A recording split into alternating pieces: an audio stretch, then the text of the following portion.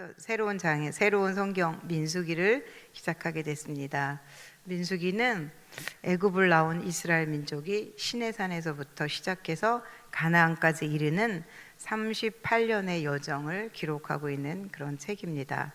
민수기에는 가나안 정탐을 하는 그런 내용도 나와 있고요. 그 다음에 땅을 분배하는 그런 내용도 나와 있습니다. 이렇게 광야에서 겪은 여러 가지 일들이 기록되어 있는 책이 바로 민수기서입니다. 오늘 묵상은 이동하기 위해서 백성들의 장막이었던 회막을 접고 펴고 옮기는데 어떻게 해야 되는지를 기록한 과정들이 있고요. 누구에 의해서 어떻게 옮겨지는지 그런 것들을, 그 다음에 진영을 어떻게 갖춰야 하는지 그 모세를 통해서 이스라엘 백성들에게 자세히 전달해주고 있는 내용이라고 보시면 되겠습니다. 민수기서 1장부터 한번 살펴보도록 하겠습니다. 이스라엘 민족이 이제 애굽을 나온 후 2년이 지났어요. 그리고 2달이 지나가고 있던 날이었습니다.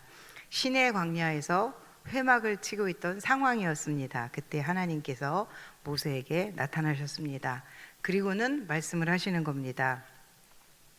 이스라엘 중에 싸움에 나갈 만한 사람을 20세 이상 된 남자를 지파별로 파악을 하시라고 하시네요. 그러면서 그 중에 우두머리도 세우라고 하십니다. 조직을 짜고 계시는 겁니다. 민수기서 이름처럼 백성의 많은 그 인원수를 계수하는 이야기가 지파별로 나와 있는 것들을 볼 수 있습니다. 그렇게 해서 이제 루벤을 시작으로 베냐민까지 계수한 내용들이 1장의 내용입니다. 그리고 2장으로 넘어가면 그 계수된 인구를 지파별로 동과 서와 남과 북으로 나눠서 배열하는 모습이 그려집니다. 그 중심에는 누구를 두셨냐면 레위인을 두셨습니다.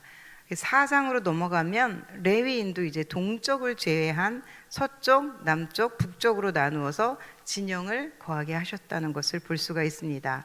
레위인들은 이스라엘 중심에 살면서 성막을 운반하고 또한 옮기고 그 안에서 봉사할 때 그렇게 이스라엘의 중심에서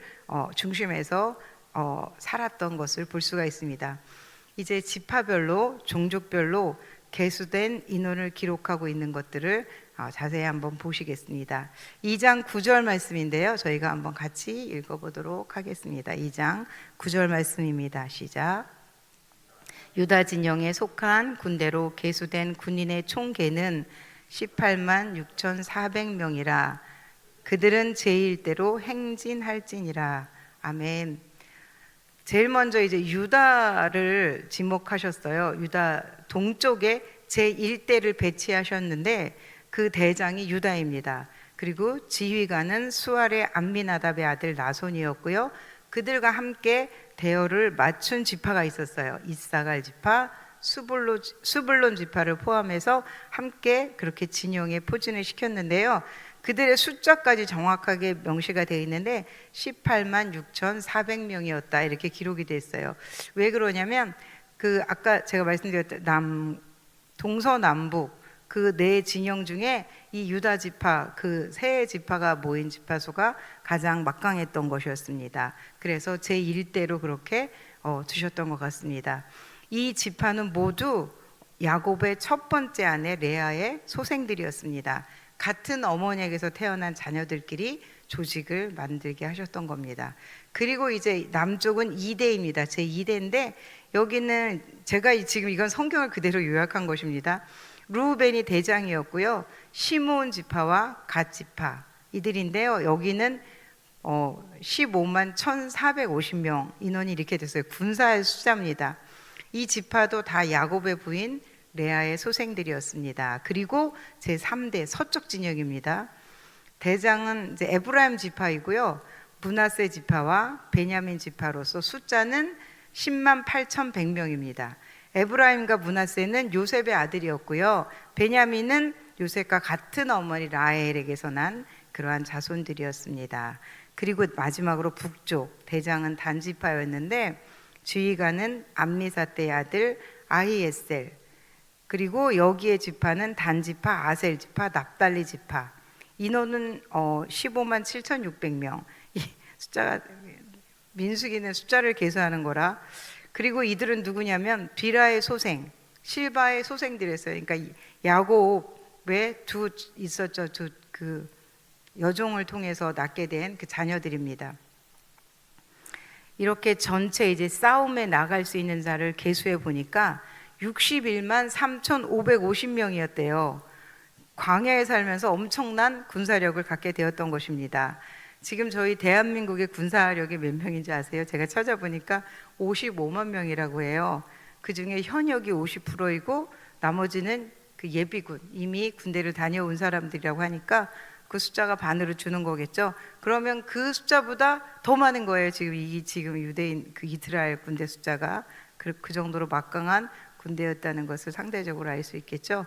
이제 이렇게 2장이 끝났고요. 3장입니다. 3장에서는 어떤 내용이 나오냐면 제사장 명단이 나옵니다. 그리고 이 제사장을 도와줄 레위인들에 대해서 기록을 하고 있고요. 제사장은 누구냐면 아론의 아들들이었어요. 아론의 아들은 원래 4명인데 장자가 나답과 그 차자가 아비후, 엘르아살, 이다말이었어요. 근데 이 나답과 아비후는 광야에서 죽게 됐는데 하나님 앞에 다른 불의 제사를 드리다가 죽었어요. 그래서 그들은 후손이 끊겼죠. 그래서 엘르아살과 이다말이 이제 제사장의 직분을 맡는다라고 기록이 돼 있고요. 그 다음에 그 제사장을 도와줄 사람이 레위 자손들이었던 겁니다. 그 레위인들이 주로 했던 일은 회막과 성막에서 하는 직무를 맡아서 했어요. 그들은 하나님을 거룩하게, 하나님이 구별된 사람이라고 그렇게 말씀을 하고 있고요. 왜냐? 하나님은 애굽에서 마지막 나올 때 첫 것을 다 하나님이 것이라고 그렇게 하셨잖아요. 그래서 이들 또한 하나님의 것이라고 말씀하셨던 것 같습니다. 14절 이후에는 레위 자손들의 인구를 조사한 그런 기록이 나옵니다. 레위의 자손은 게르손, 고핫, 무랄인데 이 이제 세 자손을 통해서 또 진영을 만들어요. 그 자손들도. 그래서 게르손 자손은 이제 회막에서 어떤 일을 하냐면 성막과 장막과, 그러니까 밖에서 일어나는 일들을 이 게르손 자손이 주로 했던 것 같아요. 그리고 그들에게도 진영을 맡아서 아까 제가 앞쪽에서 말씀드렸던 것처럼 동쪽을 빼놓은 그 세 개의 진영을 레위 자손들에게도 맡아서 그렇게 움직이게 했던 것을 볼 수가 있습니다. 그런데 좀 전에 저희가 그 군사를 계수할 때는 20세 이상 된 남자를 연령대별로 이렇게 계수를 했는데 레위인은 또 그런 계수를 따르지 않았고요. 하나님이 그냥 1개월 된 남자를 다 계수를 했던 것들을 볼 수가 있습니다. 아마도 어려서부터 그 레위 자손들은 하나님 앞에 드려진 사람들이었기 때문에 그런 것 같다라는 주석을 참고할 수가 있었습니다. 마지막으로 민수기 4장 내용은 이제 고핫 자손, 게르손 자손, 무라리 자손들의 임무에 대해서, 정확한 임무에 대해서 기록이 되어 있습니다. 자세하게 어떤 일을 어떻게 해야 되는지를 설명해 주고 있습니다. 그들이 일할 수 있는 나이는 30세부터 50세까지 그렇게 제한을 두셨습니다. 이렇게 이제 1장부터 4장까지의 요약을 제가 마쳤습니다. 그리고 오늘 말씀을 통해서 그럼 저는 이 말씀 가운데 하나님은 어떤 체험을 주셨는지를 나누겠습니다. 말씀을 읽으면서 이런 의문을 가지지 않으셨나요? 왜 하나님은 이렇게 종족의 우두머리를 세우고 그리고 그들의 모임 가운데 지휘관을 세우시고 진영별로 나누게 하시고 어느 지파가 어느 위치에 가야 하는지를 다 일일이 정해 주셨을까요? 저는 이 부분을 보면서 그런 생각을 했습니다. 하나님은 우리의 가까이 계시다는 것, 하나님은 우리의 가장 가까이 계시다는 것입니다. 그래서 우리의 일상을 세심하게 살피시고 또한 인도해 주시는 그런 분이시다는 것을 깨닫게 됐습니다. 우리가 살아가는 이 세상의 일들과 하나님과의 그 사이는 정말 가깝습니다. 말씀에도 나와 있는데요. 사도행전 17장 27절의 말씀을 제가 읽어드리겠습니다. 이는 사람으로 혹 하나님을 더듬어 찾아 발견하게 하려 하심이로되 그는 우리 각 사람에게서 멀리 떠나 계시지 아니하도다. 아멘. 이렇게 말씀하고 계십니다. 이렇게 하나님께서 일일이 정렬해주고 정리해 주시지 않았다면 그 많은 민족, 그 많은 사람 가운데 큰 혼란이 아마 일어날 수도 있었던 것을 하나님은 알고 계셨던 것입니다. 인간의 심리에 대해서도 너무나 잘 알고 계셨기 때문입니다. 저에게 주시는 말씀은 또 하나 있습니다. 오늘 읽었던 1장 1절의 말씀입니다. 다 같이 한번 1장 1절 말씀을 읽어보도록 하겠습니다. 시작.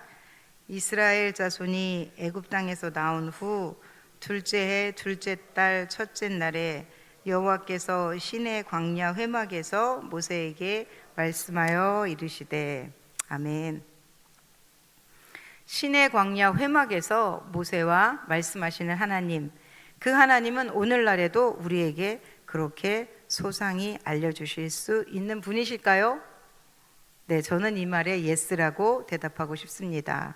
왜냐하면 물론 내가 오늘 하나님 어느 쪽으로 가야 좋은 사람을 만날 수 있나요?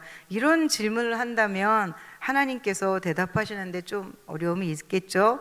그러나 우리가 사역을 할 때 있어서 깊이 기도를 하면 하나님께서 그 기도를 통해서 아이디어를 떠오르게 하시는 그런 것들을 경험할 때가 많이 있습니다. 바로 그것이 저는 신의 광야 회막이라고 그렇게 정의를 해봤습니다. 우리의 삶에 모세가 들었던 그 음성이 들리지 않으면 내가 하고 싶은 대로 하면서 살게 되지만, 하나님께서 우리에게 들려주시는 그 음성을 듣고 그곳을 따라 하나님의 그 뒤를 따라 살아간다면 그것이 바로 하나님의 나라가 이루어졌다고 볼 수가 있습니다. 그러므로 시끄럽고 분쟁이 끊이지 않는 그곳엔 하나님의 나라가 아니라 바로 나의 나라가 있다는 것을 기억했으면 좋겠습니다. 하나님의 신의 광야 회막이 우리에게 늘 있다면 그곳에는 실패한 것 같으나 성공하는 것입니다. 왜요? 그것이 바로 하나님의 나라이기 때문입니다. 혹시 그런 경험을 원하시나요? 그럼 기도의 자리에 있어야 합니다. 그리고 말씀을 듣는 자리가 반드시 우리에게 있어야 합니다. 시간을 드리고 마음을 다하여 드릴 때 그런 경험들은 우리에게 일어날 수 있다는 것을 기억하셨으면 좋겠습니다. 저희 얘기를 할 건데 자랑으로 듣지 마시고요. 저는 이제 셀을 담당하고 있습니다. 지난 연말에 셀 분가에 대해서 기도를 하고 있었습니다. 새벽에 저희 기도의 자리가 있는데 그곳에 앉아서 기도를 하고 있었습니다. 그럴 때 이제 하나님이 주신 마음이 있었어요. 분셀할 명단들이 갑자기 떠올랐어요. 굉장히 많은 셀인데도 머리에 떠올라서 불을 켜고 얼른 그것을 저희 묵상 노트에 기록을 했습니다.